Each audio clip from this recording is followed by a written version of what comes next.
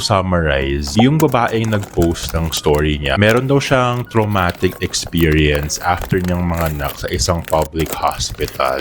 Grabe yung sakit na pinagdaanan niya bago siya mag-labor, during labor, at even after niyang manganak. Sa public hospital kasi siya nanganak, so hindi quality yung treatment na nakuha niya. At feeling daw niya, inawalan siya ng dignidad. And then sinabi daw niya yung traumatic experience niya sa asawa niya. Pero napaka-nonchalant nung asawa niya at sabi lang sa kanya, hayaan na daw dahil tapos naman na daw. Napaka-red flag, diba? Then kinabukasan, pumasok daw ng room yung lalaki or yung asawa niya na may dalang Jollibee paper bag. Then yung girl, syempre kakatapos manganak, umaliwalas daw yung mukha niya after makita yung Jollibee. Syempre Jollibee na yan, diba? Pero ang sabi daw sa kanya ng lalaki, yung asawa niya, sorry love, akin lang to. Gutom kasi talaga ako. Alam mo naman, puyat din ako naghintay sa'yo kagabi. May libre namang food dyan galing hospital. Yan na lang yung sa'yo. Grabe, diba? Apaka-demonyo ng asawa niya. So, I think ang lesson dito ay mamili kayo ng gagawing boyfriend or gagawing asawa. Dahil hindi lahat ng lalaki ay pwedeng maging asawa or pwedeng maging